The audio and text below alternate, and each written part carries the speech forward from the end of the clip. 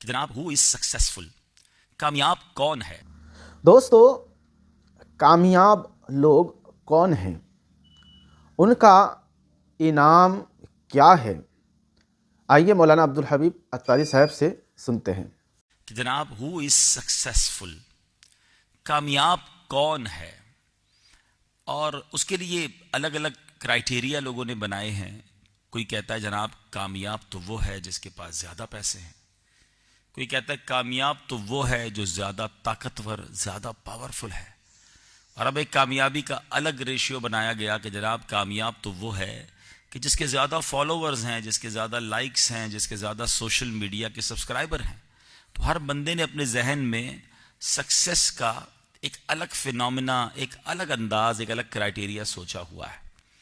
مگر یہ طے کون کرے گا، یہ فیصلہ کون کرے گا کہ ہو از سکسیسفل، کامیاب کون ہے؟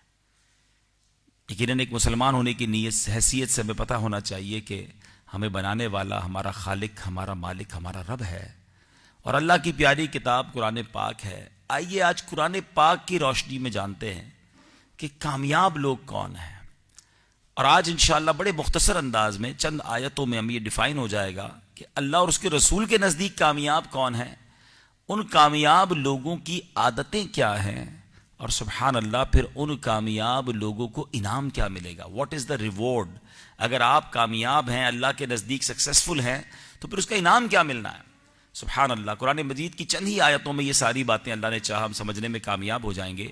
اور یہ قرآن پاک کے 18ویں پارے کی شروع جہاں سے سٹارٹ ہوتا ہے، سورہ مومنون کا آج ہم ذکر کریں گے۔ میں چاہوں گا بڑی توجہ کے ساتھ یہ آپ باتیں سنیں گے تو انشاءاللہ بہت کچھ آج سیکھ کر جائیں گے۔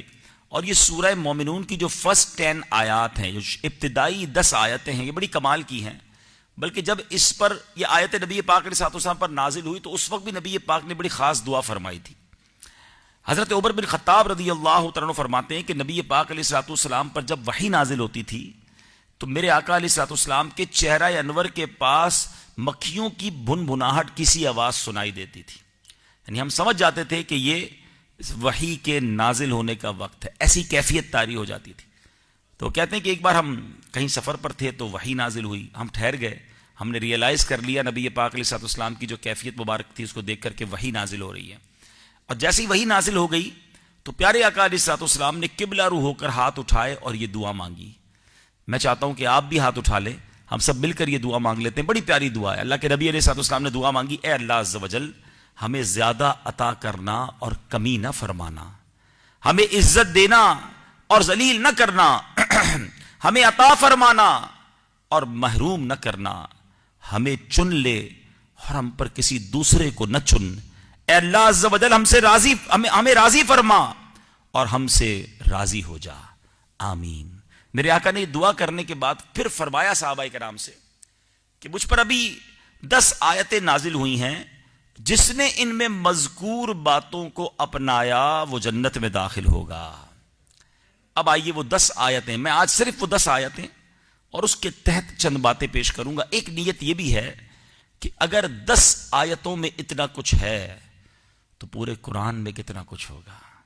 ان 10 آیتوں میں اتنے خزانے ہیں تو 6600 سے زیادہ آیتوں میں اگر کوئی قرآن پورا پڑھے، اسے انڈرسٹینڈ کرے تو کیا کچھ نہیں ہوگا۔ مگر انفارچونیٹلی آج ہمارا اور آپ کا قرآن سے وہ تعلق نہیں رہا جو ریکوائرڈ ہے۔ قرآن اللہ کا پیغام ہے، مومنوں کے نام ہے، لیکن ہم اللہ کے اس پیغام کو کتنا ایکسٹریکٹ کرتے ہیں، کتنا پڑھتے ہیں، کتنا اس سے فائدہ اٹھاتے ہیں۔ کبھی ہم نے غور کیا، حدیث پاک میں آتا ہے وہ دل ویران ہے جس میں کچھ قرآن نہیں ہے۔ اب بتائیں نا ہمارے دل میں کتنا قرآن ہے۔ ہم غور کریں کہ پورا دن گزر جاتا ہے ہم قرآن نہیں پڑھتے، پورا ہفتہ گزر جاتا ہے ہم قرآن نہیں پڑھتے۔ ہمارا قرآن سے ایک تعلق ہے، وہ ضرور ہے، وہ تقریباً سبھی کا ہے کہ جیسے نیا گھر لینا ہے تو قرآن خوانی کروانی ہے، کیونکہ برکت چاہیے۔ نیا کاروبار کھولنا ہے تو قرآن خوانی کرانی ہے، بلکہ گھر میں نیا قرآن بھی رکھنا ہے جلدان میں لپیٹ کر۔ اچھا، دل یوں دکھتا بھی ہے کہ جس نے اپنے بزنس پر قرآن خوانی کرانی ہے، اپنے گھر میں قرآن خوانی کرانی ہے، ایون گھر میں میت ہو جائے پھر قرآن خوانی کرانی ہے، سویم 40واں یا جو بھی، تو جس کے گھر میں قرآن خوانی ہو رہی ہوتی ہے وہ اس وقت بھی قرآن نہیں پڑھ رہا ہوتا۔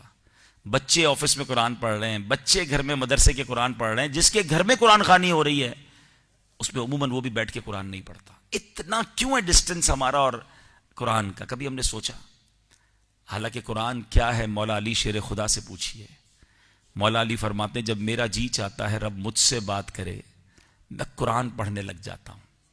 کلام اللہ ہے نا، جب میں قرآن پڑھوں گا تو اٹ مینز اللہ بات فرما رہا ہے، اللہ کلام فرما رہا ہے.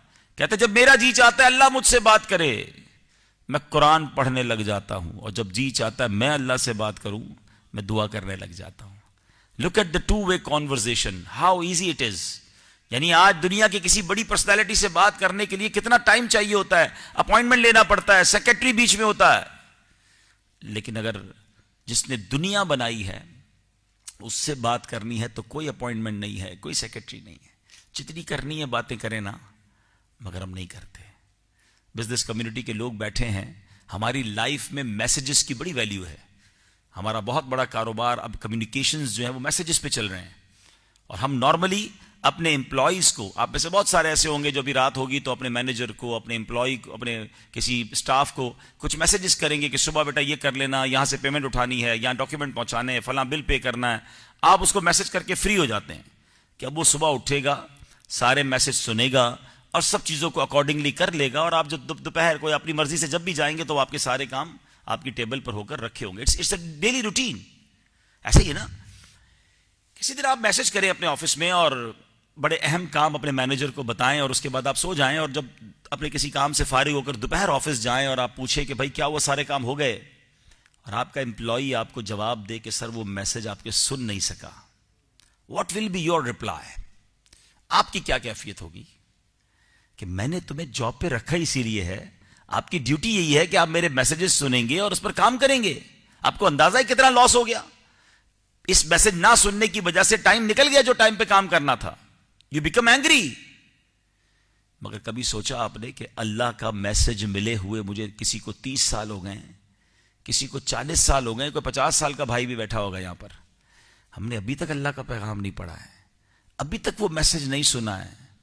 کیا آن دا ڈے آف ججمنٹ، قیامت کے دن یہ چل جائے گا یہ آرگیومنٹ، یہ ایکسکیوز کہ یا اللہ میں بیزی تھا، میری فیملی لائف تھی، میرے بچے تھے، میں کاروبار دوستوں یاروں میں بہت گھومتا تھا، اے اللہ تیرا پیغام آ گیا تھا میرے پاس، قرآن تھا میرے پاس، مگر پڑھنے کا ٹائم نہیں ملا. ایسا نہ کریں.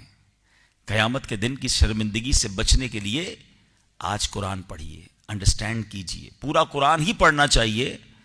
مگر کیا آپ کو معلوم ہے کہ 89 ایسی کم و بیش آیتیں ہیں جس میں اللہ کریم نے مجھ سے اور آپ سے ڈائریکٹ بات کی ہے.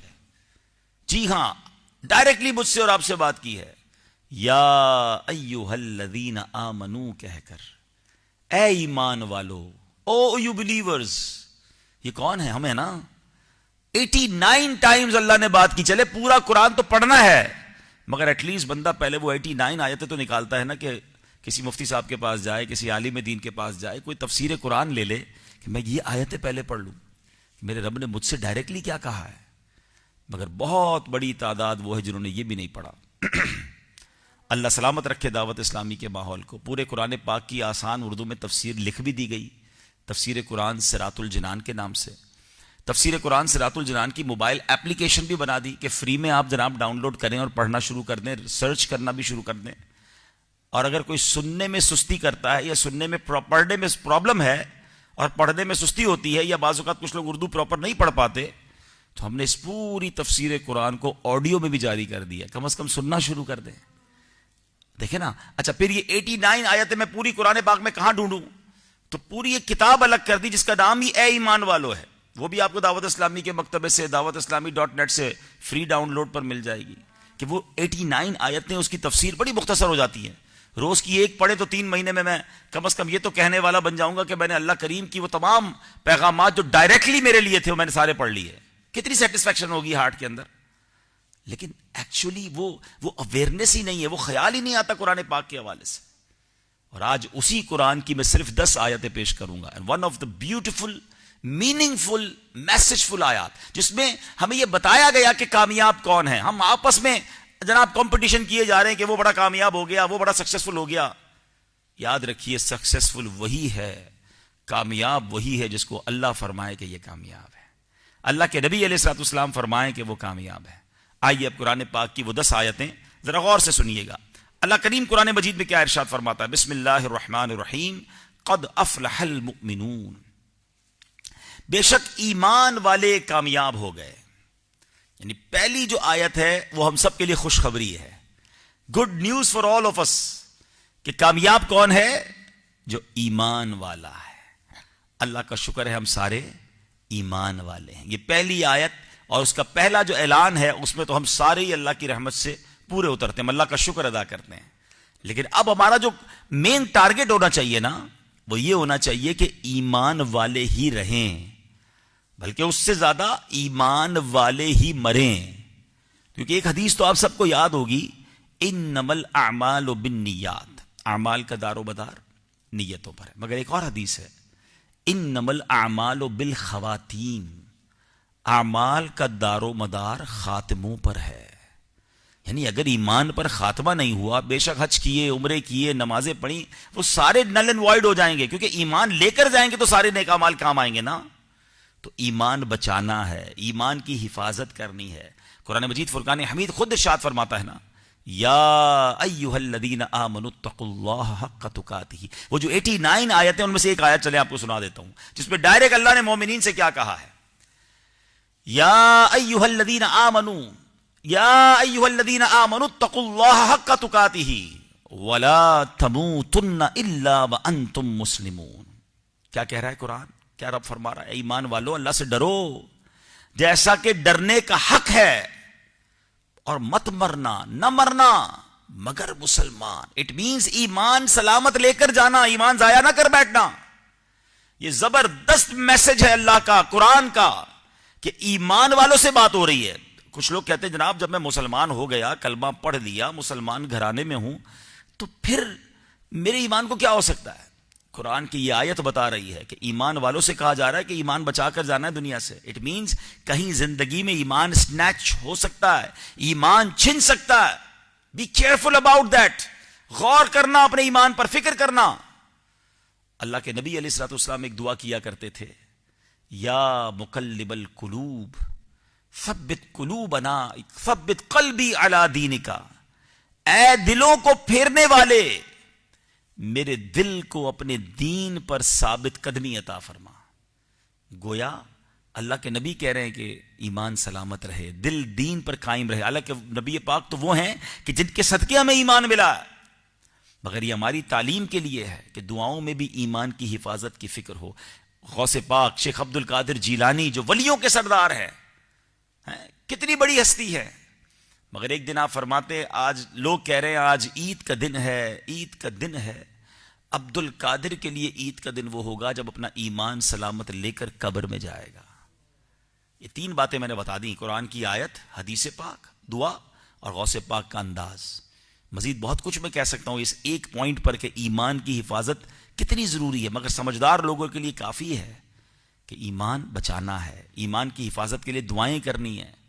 اور آج کے دور میں بڑی پلاننگ کے ساتھ مسلمانوں کا ایمان چھیننے کی کوشش کی جا رہی ہے. کچھ لوگ مذہبی لبادہ اوڑھ کر، سوشل میڈیا پہ آ کر اللہ رسول کا نام لے کر ایمان چھیننے کی کوشش کر رہے ہیں.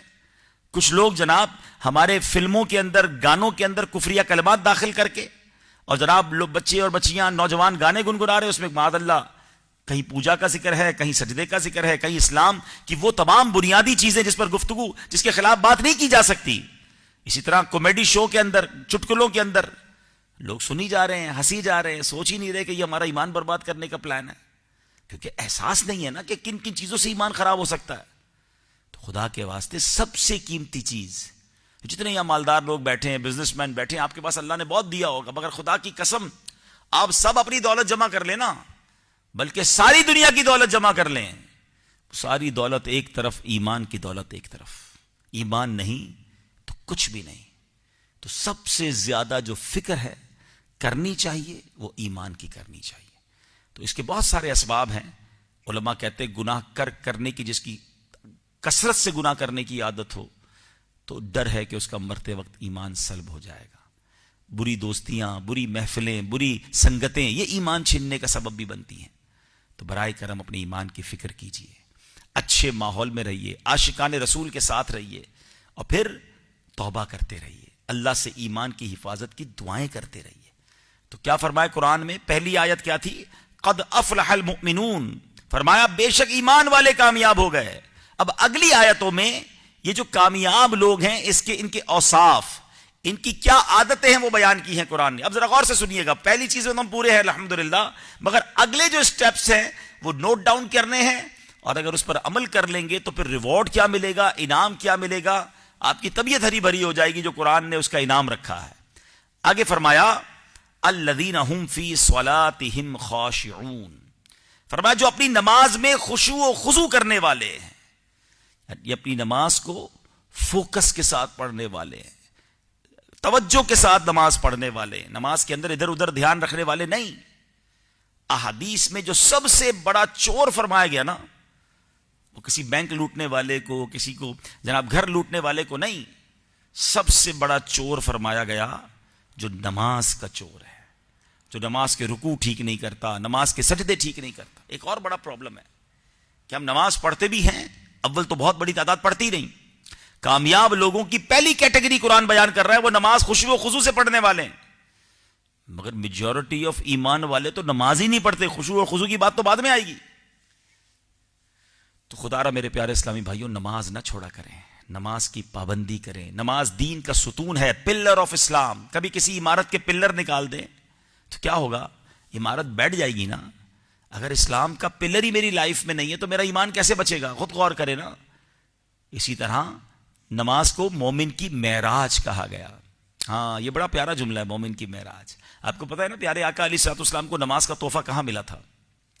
معراج کی رات اللہ نے اپنے پاس بلا کر یہ تحفہ دیا.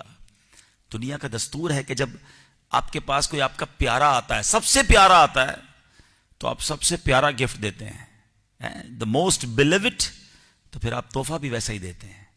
اللہ نے اپنے حبیب کو اپنے پاس بلایا اور تحفہ کیا دیا؟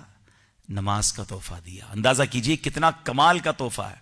اچھا، پھر پیارے آقا نے معراج کی شب یہ تحفہ پایا نا، اللہ کا دیدار کیا جو کائنات میں کسی اور نے نہیں کیا. مگر نبی پاک کی شان دیکھیں، خود تو دیدار کیا، ساڑھے دیدار کا انتظام بھی فرما دیا. وہ کیسے؟ نماز کو مومن کی معراج کہا گیا نا. فرمایا جو نمازی ہوگا اس کو بروز قیامت اللہ کا دیدار کرایا جائے گا. یعنی ہمیں بھی دیدار ہو سکتا ہے اللہ کا، مگر وہ کیسے؟ کہ جب ہم نماز کی پابندی کریں. نماز کا ایک اور اعزاز سمجھیے کہ روزہ، حج، زکوٰۃ، یہ سارے احکام جبریل امین زمین پر لے کر آئے، اللہ کے نبی کی بارگاہ میں وحی کی صورت میں لائے. مگر نماز کا حکم اور نماز کہاں ملی؟ اللہ نے اپنے پاس بلا کر دیا. اس سے اندازہ کرے کہ کتنا اہم فریضہ ہے، مگر بہت بڑی تعداد نماز سے محروم ہے. ایسا نہ کریں. سبحان اللہ. میرے آقا علیہ الصلوۃ والسلام نے ایک بہت پیاری اگزامپل کے ذریعے نماز کی فضیلت بیان فرمائی. آقا فرماتے ہیں کہ حدیث پاک کا خلاصہ ہے، اس بندے کے بارے میں کیا کہتے ہو جس کے گھر کے باہر نہر نکل رہی ہے اور اس میں 5 بار غسل کرے، کیا اس کے جسم پر کوئی میل باقی رہے گا؟ Look at the beautiful example. اچھا، اگر آج ہمارے گھر کے باہر تو نہر نہیں، مگر میں اگر آپ سے پوچھوں کہ کوئی دن میں 5 بار شاور لے لے تو کیا وہ اس کی ہائیجین میں کوئی پرابلم رہے گا؟ اس کی صفائی ستھرائی میں، یا جسم پر کوئی میل باقی رہے گا؟ آپ کہیں گے وہ تو بڑا صاف ستھرا رہے گا، 5 بار شاور لے گا. صحابہ نے کہا حضور نہیں، جو 5 بار نہائے گا اس کے اوپر میل کہاں سے رہے گا؟ سرکار دو عالم علیہ الصلوۃ والسلام نے فرمایا کہ نماز کی مثال ایسے ہی ہے کہ جب بندہ 5 وقت نماز پڑھتا ہے تو گویا 5 وقت اللہ کی رحمت کے دریا میں غوطہ لگاتا ہے. سارے گناہ اس کے دھل جاتے ہیں، خطائیں معاف ہو جاتی ہیں. اب سوچے جو پورے ہفتے میں ایک ہی بار نہر رحمت میں غوطہ لگائے، جو صرف جمعہ ہی پڑھتا ہے، تو پورا ہفتہ تو گرد آلود رہتا ہے نا. نہ کریں ایسا، نماز قضا نہ کریں. اور نماز سبحان اللہ یہ ایک ایسی دیکھیں نا، بینگ اے مسلم، میرا یہ الحمدللہ ماننا ہے کہ کوئی کتنا ہی گناہ گار کیوں نہ، اگر ایمان والا ہے نا تو اینڈ آف دا ڈے کہیں نہ کہیں اس کے دل میں خیال ضرور آتا ہے کہ یار میں توبہ کر لوں، میں گناہ نہ کروں، بہت ہو گیا. یہ جو احساس گناہ ہے نا، یہ بھی بڑی نعمت ہے. اللہ سے دعا کرو کبھی احساس گناہ چلا نہ جائے. جس کا احساس گناہ چلا گیا نا، پھر توبہ کہاں سے ملے گی اسے؟ کہیں نہ کہیں اگر شرمندگی ہے نا تو یہ تمہیں لے آئے گی واپس، یہ واپس توبہ کی طرف، اللہ کی طرف لے آئے گی. تو اب مسلمان اگر یہ چاہتا ہے کہ میں گناہ سے بچ جاؤں مگر بچ نہیں پا رہا، اور اتنے ساری خطائیں، اتنے سارے گناہ ہیں، تو ایک طریقہ ہے، اے سبحان اللہ، چابی ہے ایکچولی. اور قرآن کہتا ہے ان الصلاۃ تنہا عن الفحشاء والمنکر، کہ بے شک نماز بے حیائی اور بری باتوں سے روکتی ہے. وہ کہتے ہیں نا بندے میں بہت سارے فالٹ ہیں, کیا کیا ٹھیک کروں؟ تو جواب یہ آتا ہے اس کی نماز ٹھیک کر دو, باقی چیزیں نماز ٹھیک کر دے گی. قرآن کہہ رہا ہے نماز بھی حیائی اور بری باتوں سے روکتی ہے. ہاں, اب ایک سوال پیدا ہوتا ہے کہ جناب اگر ایسا ہے تو ہم تو کئی نمازیوں کو دیکھتے ہیں جو جھوٹ بھی بولتے ہیں, ہم تو کئی نمازیوں کو جانتے ہیں جو نماز بھی پڑھتے ہیں, حرام بھی کماتے ہیں, 20-20 سال کے نمازی ہیں, دھوکہ بھی دے رہے ہیں. اگر نماز بے حیائی اور بری باتوں سے روک رہی ہے تو فرق کیوں نہیں آ رہا نمازیوں کو؟ آپ کو نمازیوں میں واضح 2 کیٹیگریز نظر آتی ہیں کہ ایک کیٹیگری وہ ہے جو نمازی بھی ہیں اور نیک بھی ہیں, واقعی اچھے ہیں, اور ایک کیٹیگری وہ نظر آتی ہے جو نماز بھی پڑھ رہے ہیں مگر جناب سارے کام جاری ہیں. تو قرآن میں تو شک نہیں کیا جا سکتا نا, قرآن تو لا ریب کتاب ہے. تو it means what is the result? Result یہ ہے کہ جناب نماز ٹھیک نہیں پڑھ رہے, پاسورڈ ٹھیک نہیں لگ رہا ہے, اس لیے ویب سائٹ نہیں کھل رہی ہے. آج کی زبان میں سمجھا دیتا ہوں. مثال کے طور پہ آپ نے کوئی اکاؤنٹ کھولنا ہے اور آپ پاسورڈ لگائی جا رہے ہیں, ویب سائٹ کھل ہی نہیں رہی, اکاؤنٹ کھل ہی نہیں رہا, تو آپ اپنے کسی چھوٹے بچے کو, آج کل بچے بڑے فاسٹ ہیں, بیٹا دیکھو پاسورڈ کیوں نہیں لگ رہا؟ تو بچہ آ کے کہتا ابو آپ ایک نقطہ زیادہ لگا رہے تھے, ابو جی آپ اے اسمال لکھ رہے تھے, ایک کیپٹل لکھنا تھا. اور جیسے ہی وہ ٹھیک کرتا ہے ہماری ویب سائٹ کھل جاتی, پاسورڈ ویب سائٹ کام کرنا شروع کر دیتی ہے. بالکل اسی طرح قرآن نے جو کہا ہے وہ حق سچ ہے. نماز بے حیائی سے روکے گی, برائی سے روکے گی, شرط ایک ہے کہ نماز ٹھیک پڑھنی ہے, نماز پراپر پڑھنی ہے, پاسورڈ پراپر لگانا ہے. تو خدا را نمازی بھی بنیے اور صحیح نمازی بنیے. نماز کیسے بچاتی ہے؟ منقول ہے کہ ایک شہر میں کچھ لوگ ڈکیتی کر رہے, چوری کرنے چلے گئے گھر میں, گھر والے کی آنکھ کھل گئی, شور مچا دیا, چور چور, وہ چور بھاگنے لگے. جب چور بھاگے تو محلے والے بھی پیچھے بھاگے کہ پکڑو آج چوروں کو. چور بڑی تیزی سے بھاگتے بھاگتے ان کو محلے میں ایک مسجد نظر آئی. انہوں نے کیا کیا, مسجد میں چلے گئے اور مسجد میں جا کر جھوٹی موٹی نماز پڑھنا شروع کر دی. وہ محلے والے دوڑتے دوڑتے مسجد میں گئے, دیکھا کچھ لوگ نماز پڑھ رہے ہیں, کہا یہ تو نمازی ہیں, چور کہیں اور چلے گئے. وہ آگے نکل گئے. تھوڑی دیر بعد جو ہے وہ جو چوروں کا سردار تھا وہ کہتا ہے یار آج جھوٹ موٹ نماز پڑھی ہے تو اللہ نے اتنی بڑی رسوائی سے بچا لیا ہے, سچ نماز پڑھیں گے تو اللہ کتنا نوازے گا, کتنی برکتیں ملیں گی. میں آج توبہ کرتا ہوں چوری سے, نماز کی نقل کی تو نماز نے چوری سے بچایا. وہ سردار کے ساتھی کہتے ہیں تسی ڈکیتی وچ بھی سادے سردار, اب توبہ وچ بھی تسی سادے سردار. وہ سب نے توبہ کر لی, سب نے چوری چھوڑ دی. تو نماز اگر آپ نماز کی طرف آئیں گے نا, وہ یقیناً بچائے گی آپ کو. نہیں بچا رہی تو چیک کریں میری نماز میں کوئی پرابلم ہے. اللہ دعوت اسلامی والوں کو سلامت رکھے. میں نہیں سمجھتا پچھلے کئی 100 سالوں میں ایسا کام ہوا ہوگا کہ دعوت اسلامی نے باقاعدہ پروفیشنلی نماز سکھانے کا انتظام بنایا. اگر میں آپ سب سے سوال کروں, جواب مجھے مت دیجیے گا, اپنے آپ کو دے دیجیے گا کہ ماشاءاللہ آپ میں سے کئی نمازی ہوں گے, جمعہ تو پھر بھی پڑھتے ہوں گے, عید کی نماز بھی پڑھتے ہوں گے, رمضانوں میں بھی پڑھتے ہوں گے, کہ نماز سیکھی کہاں پر ہے, پراپر نماز کہاں سیکھی ہے؟ تو میجورٹی جواب یہ دیتی ہے ہم تو اپنے ابو کو پڑھتے دیکھتے تھے, مسجد میں گئے تو لوگوں کو پڑھتے دیکھا, وضو خانے پہ لوگوں کو وضو کرتے دیکھا, ویسے ہی کرنا شروع کر دیا. کیا باقی سارے کام ایسے ہی کیے آپ نے؟ میٹرک کے لیے اسکول گئے, گریجویشن کے لیے کالج گئے, ڈرائیونگ کے لیے ڈرائیونگ اسکول جوائن کیا, ٹائپنگ کے لیے ٹائپنگ انسٹیٹیوٹ جوائن کیا, نماز کے لیے کیا جوائن کیا؟ حالانکہ جو سب سے پہلا فرض ہے. تو پلیز, جو ہمیں برکتیں نہیں مل رہی نا, جو ہمارے لیے اللہ کی بارگاہ میں درجات کی بلندی کے دروازے نہیں کھل رہے, کہیں نہ کہیں یہی پرابلم ہے کہ ہم نماز پراپر نہیں پڑھ رہے. نماز کی فرائض ہیں, نماز کے شرائط ہیں جناب, وضو کے فرائض ہیں, پاک ہونے کے لیے غسل کرنا ہے وہ غسل کے فرائض ہیں, بہت ساری بیسکس ہیں جو مس ہیں. تو الحمدللہ دعوت اسلامی نے پروفیشنلی, جیسا میں نے آپ کو بتایا کہ فیضان نماز کورس ڈیزائن کیا, اور اس کو بھی کئی طریقے کا ڈیزائن کیا کہ جناب کوئی 7 دن کے لیے ہمارے مرکز میں آ جائے, ہم کھلائیں گے, پلائیں گے, ٹھہرائیں گے, وداؤٹ فیس پوری نماز اس کو سکھا دیں گے. کوئی بندہ کہتا ہے میں 7 دن رہ نہیں سکتا, پارٹ ٹائم روز کا 1 گھنٹہ دے دیں, ہم پڑھا دیں گے آپ کو. اچھا جناب آ نہیں سکتے, ہم نے فیضان آن لائن اکیڈمی, ہمارا ایک ڈپارٹمنٹ ہے, میں چاہوں گا اس کی ویب سائٹ نوٹ کر لیں, QuranTeacher.net, آن لائن فیضان نماز کورس شروع کرا دیا, تاکہ دنیا میں جہاں بھی, ابھی بھی میرا یہ بیان لائیو جا رہا ہوگا, جو بھی دنیا میں سن رہا ہے اور سمجھتا ہے ہاں یار میں ایک بار اپنی نماز چیک کروا لوں. میں نہیں کہتا کہ آپ کی نماز غلط ہے, چیک کروا لینا, اپنا بلڈ ٹیسٹ بھی تو کرواتے ہی ہے نا, کہ یار چیک کر لے کوئی شوگر تو نہیں, بلڈ پریشر تو نہیں ہے, کوئی کولیسٹرول تو نہیں. تو ایک بار کسی صحیح قاری صاحب, صحیح عالم دین کو, جو ہم آپ کو آفر کر رہے ہیں, آپ آئیں اپنی پوری نماز چیک کروا لیں, اللہ کرے پوری ٹھیک ہو, نہیں ہے تو ٹھیک کر لیں, تاکہ نماز کی برکتیں ملیں, نماز کا فیضان ملے، ہر سجدہ میرے درجے بلند کرے، ہر دعا میری رب کی بارگاہ میں میرے آنسو بہائے. تو پہلی آیت کیا تھی؟ کامیاب کون ہے؟ ایمان والے. اور وہ ایمان والے کرتے کیا ہیں؟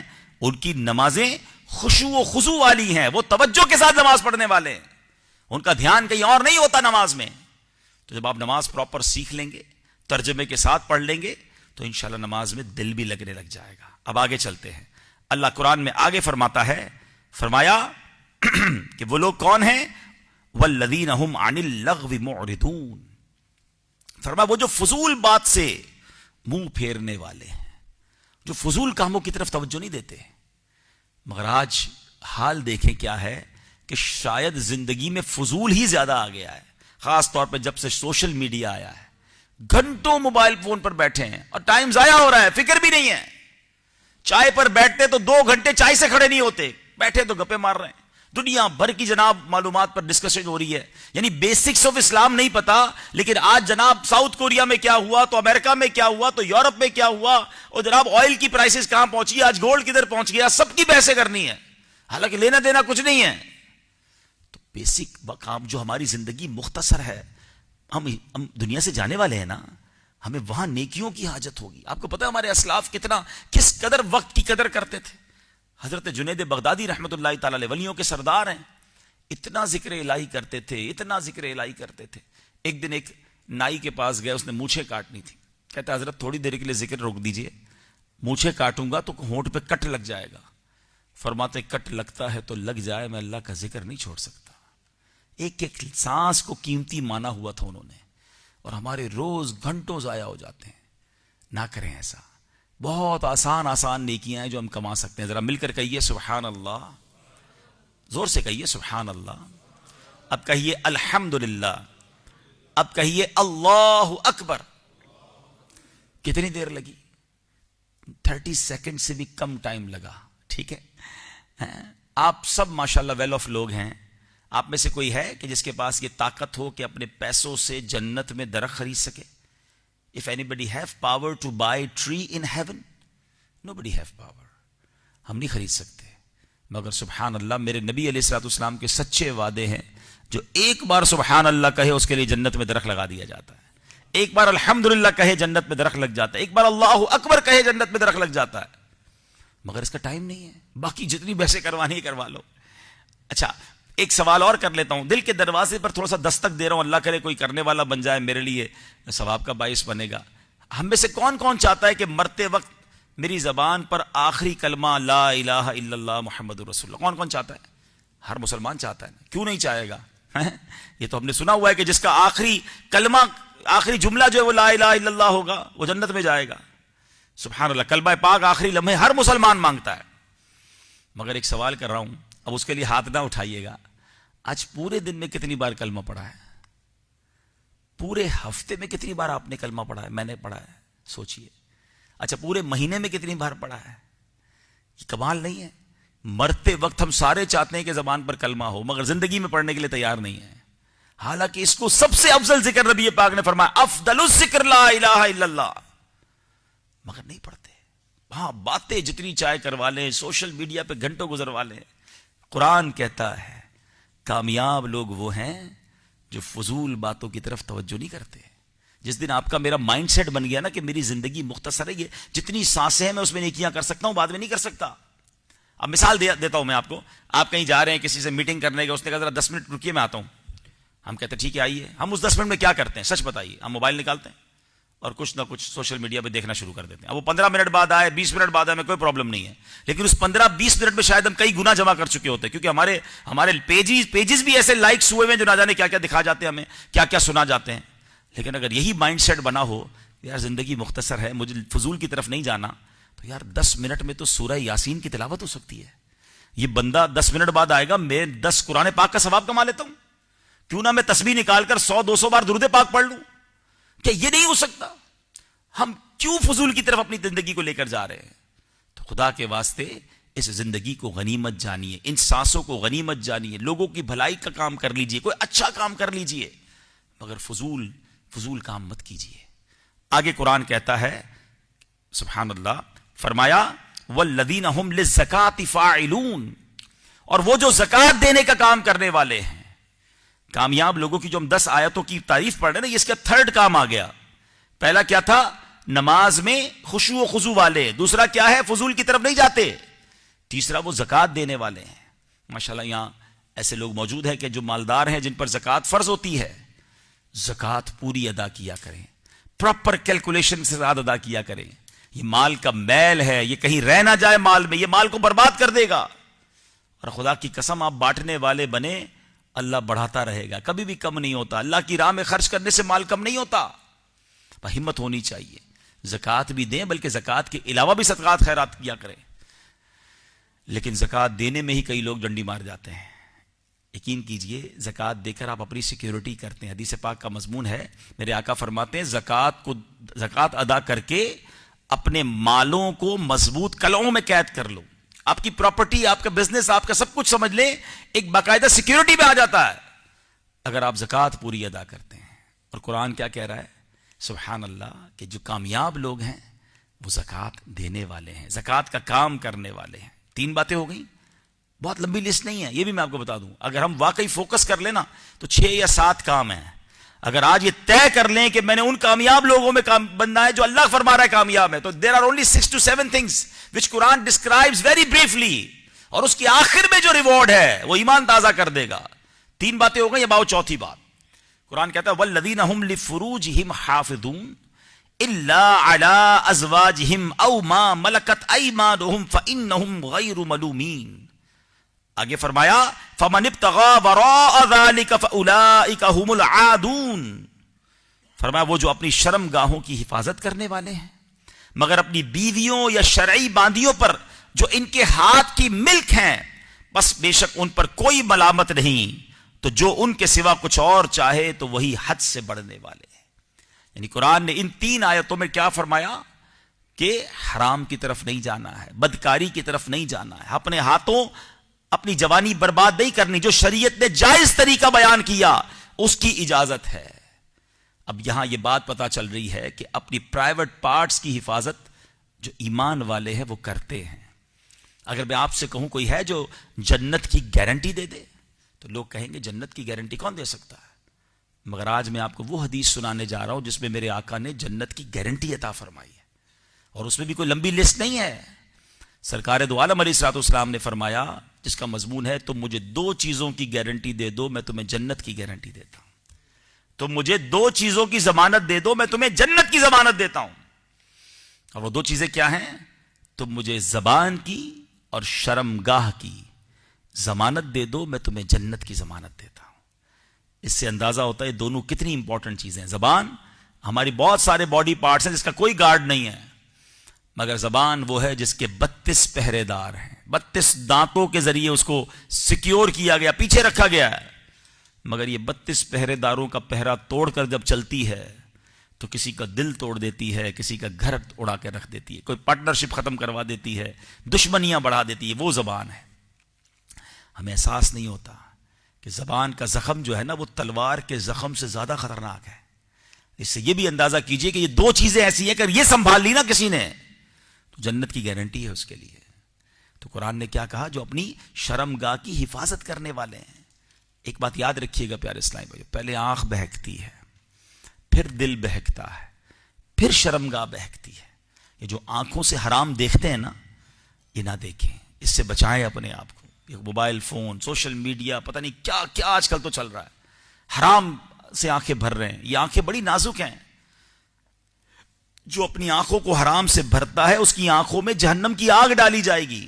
مجھے بتائیے نا، ہم تو سرما لگاتے تو ڈر رہے ہوتے ہیں یار یہ کہیں سلائی زیادہ تیز نہ لگ جائے، موٹر سائیکل پہ جائے کوئی کچرا لگ جائے تو چیخ نکل جاتی ہے. اتنی نازک ہیں ہماری آنکھیں، جہنم کی آگ کہاں سے برداشت ہوگی؟ تو اپنی آنکھوں کو حرام سے بچائیں، انشاءاللہ آپ کے دل میں پاکیزگی آنا شروع ہو جائے گی. آپ اپنے اندر بہت فرق محسوس کریں گے. نمازوں میں، عبادتوں میں دل لگے گا. جب آنکھ حرام دیکھتی ہے تو ذہن حرام سوچتا ہے، برا سوچتا ہے، برے خیالات آتے ہیں. ان چیزوں سے اپنے آپ کو بچائیں. تو کامیاب لوگوں کی چوتھی عادت کیا ہے؟ چوتھا وصف کیا ہے؟ کہ وہ شرمگاہ کو بچاتے ہیں، حرام کاریوں اور بدکاریوں سے بچتے ہیں. اب آتے ہیں 5واں. ایک آیت میرا خیال ہے میری رہ گئی جی. فرمایا والذین هم لاماناتہم وعہدہم راعون، اور جو اپنی امانتوں اور اپنے وعدے کی رعایت کرنے والے ہیں. یہ پانچواں اور چھٹا کام ایک اور آ گیا. وہ کیا ہے؟ امانتوں کو پورا ادا کرتے ہیں، امانت میں خیانت نہیں کرتے، اور وعدے پورے کرتے ہیں. یہ بھی بڑا مسئلہ ہے. آج مسلمان کہتا ہے وہ وعدہ ہی کیا جو وفا ہو گیا. معاذ اللہ، وعدہ تو پورا کرنا ہے.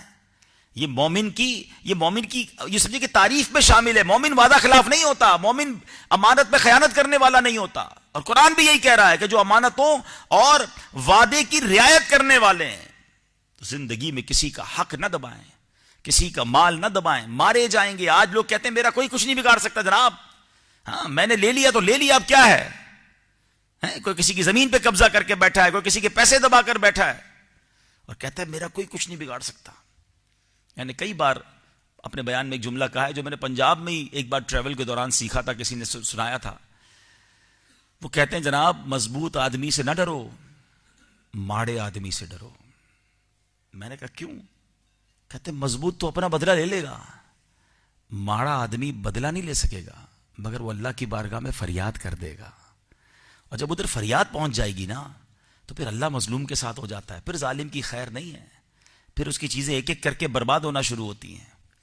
میں آپ کو بھی مشورہ دیتا ہوں، کبھی بھی زندگی میں ایسا فیل ہو نا آپ کو یار ہر چیز بہترین چل رہی تھی، فیملی بھی ٹھیک تھی، کاروبار بھی ٹھیک تھا، عزت بھی بڑی اچھی جا رہی تھی، میری صحت بھی ٹھیک تھی، اور ایک ایک کر کے چیزیں خراب ہونے لگ رہی ہیں. صحت میں گڑبڑ ہو رہی ہے، فیملی میں جھگڑے ہو رہے ہیں، کاروبار ڈاؤن ہو رہا ہے. چیک کرو کسی کا دل تو نہیں دکھا دیا، کسی کی ہائے تو نہیں لے لی. تو اے میرے پیارے اسلام بھائی، امانتیں پوری ادا کرنی. اور امانتوں کی بڑی تفصیل ہے. یہ آنکھ اللہ کی امانت ہے، یہ ہاتھ اللہ کی امانت ہے، یہ پیر اللہ کی امانت ہے، یہ زبان اللہ کی امانت ہے. اللہ نے حرام کرنے کے لیے تو نہیں دیے نا، اس میں بھی خیانت نہ کرے نا. لوگوں کی مال میں بھی خیانت نہ کرے، جو رب کی طرف سے امانتیں ملی ہیں اس میں بھی خیانت نہ کرے، اللہ کی رضا والے کام کرے. تو بہرحال، اور آخری اب آیت، آخری وصف قرآن کیا کہتا ہے؟ قرآن فرماتا ہے کہ اب وہ لوگ کیا کرتے ہیں؟ والذین هم علی صلواتہم یحافظون، اور وہ جو اپنی نمازوں کی حفاظت کرتے ہیں. اس میں نماز کی امپورٹنس سمجھیے گا. پہلی آیت میں کیا تھا؟ نماز تھی. آخری آیت میں کیا ہے؟ نماز ہے. اس کا مطلب کیا ہے؟ کہ کامیاب لوگوں کے اوصاف بیان کرتے ہوئے بھی قرآن کیا کہہ رہا ہے؟ جتنے بھی کام بتائے اس میں 2 بار نماز کا ذکر ہے. نماز کی حفاظت بھی کرتے ہیں اور نماز خشوع و خضوع سے بھی پڑھتے ہیں. اب میں چھوٹا سا ایک ریکیپ کر لیتا ہوں، کچھ لوگ بعد میں بھی آئے ہیں. آج ہم قرآن کے ان آیتوں کے بارے میں جان رہے ہیں جس میں اللہ نے کامیاب لوگوں کی بات کی ہے اور فرمایا ایمان والے کامیاب ہیں. پھر فرمایا جو فضول کی طرف توجہ نہیں کرتے، نمبر 1. نمبر 2 فرمایا وہ اپنی زکوٰۃ ادا کرنے والے ہیں. نمبر 3 کیا فرمایا؟ کہ وہ اپنے یہ جو شرمگاہ اور اس کی حفاظت کرنے والے ہیں. نمبر 4 فرمایا کہ وہ امانت کو، اور نمبر 5 فرمایا کہ اپنے وعدوں کو پورا کرنے والے ہیں. اور آخر میں کیا فرمایا پھر اگین؟ کہ وہ اس کے بعد اپنی نمازوں کی حفاظت کرنے والے ہیں. تو اے میرے پیارے اسلامی بھائیوں، اب ذرا غور کر لیجئے کہ ہم یہ 5-6 ہی تو کام ہیں، اگر کیا اس پر ہم عمل نہیں کر سکتے؟ کوئی لمبی لسٹ تو نہیں ہے نا. اگر اس پہ فوکس کر لیں تو آؤ میں آپ کو انعام بتاتا ہوں. جو یہ کرنے والے ہیں نا ان کو ملنا کیا ہے، کتنا بڑا ریوارڈ ملنا ہے. مثال کے طور پہ آپ کو کوئی کہے کہ جناب آپ 5-6 کام کر لیں، آپ کو فلاں ملک کے بادشاہ کی وراثت میں حصہ مل جائے گا. آپ کہیں گے بادشاہ کی وراثت؟ اوئے ہوئے اربوں روپے مل جائیں گے. خدا کی قسم میں جو وراثت کی بات کرنے جا رہا ہوں نا اس کا کوئی مول نہیں ہے. اللہ فرماتا ہے اولئک ھم الوارثون. جو یہ کرنے والے ہیں نا، اب ریوارڈ آ گیا، اب انعام آ رہا ہے. قرآن کہتا ہے یہی لوگ وارث ہیں. کس چیز کے وارث ہے یا اللہ؟ کیا ملے گا وراثت میں؟ فرمایا الذین یرثون الفردوس، یہ فردوس کی میراث پائیں گے، جنت الفردوس کی میراث پائیں گے. اچھا جناب بہت بڑی نعمت ہے، مگر کتنا ٹائم ملے گی؟ کتنے سالوں کے لیے جنت میں جائیں گے، میراث ملے گی؟ فرمایا ہم فیہا خالدون، وہ اس میں ہمیشہ ہمیشہ رہیں گے. دیر از نو ایکسپائری ڈیٹ ان جنہ.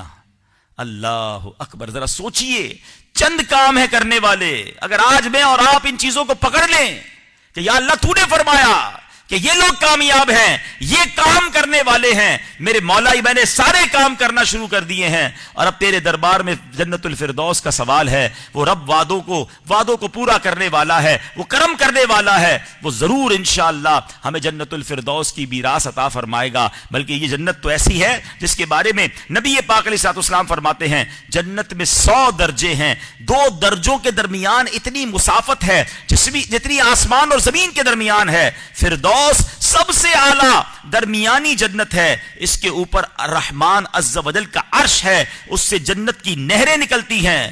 جب تم اللہ تعالیٰ سے سوال کرو تو جنت الفردوس کا سوال کرو۔ لہٰذا ہر مسلمان کو چاہیے کہ جب وہ اللہ سے جنت کا سوال کرے، جنت الفردوس کا سوال کرے، اللہ کریم نے اپنے فضل سے اگر یہ دعا قبول فرما لی تو آخرت میں ملنے والی یہ سب سے عظیم نعمت ہوگی۔ تو اللہ سے مانگنے میں کیا شرمانا ہے بھائی؟ رب سے جب مانگیں جنت الفردوس مانگیں۔ تو اے میرے پیارے اسلامی بھائیوں، آج کے اس مختصر سے سیشن میں میں نے چند آیتوں کے ذریعے، قرآن کے ذریعے یہ باتیں ہمیں بتانے کی کوشش کی کہ ہمیں ان باتوں پر عمل کرنا ہے، تو پھر ہم کامیاب لوگوں میں شامل ہو جائیں گے۔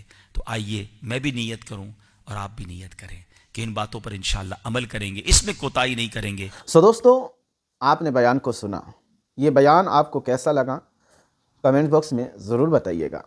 اور ہاں دوستو، کامیاب ہونے کے لیے بندے کے اندر کیا کیا باتیں ہونا ضروری ہے، سو آپ نے بیان میں سنا، اور جن عمل کو کرنے پر کامیاب ہونے کی بشارت دی گئی ان عمل کو کرتے رہے، اور ان عمل کو کرنے اور اس پر قائم رہنے کی توفیق اللہ تعالیٰ سے مانگتے رہے، اور رب تبارک و تعالیٰ سے دعا کرے کہ رب تبارک و تعالیٰ ہمیں آپ کو سب کو دین و دنیا آخرت میں کامیاب فرمائے۔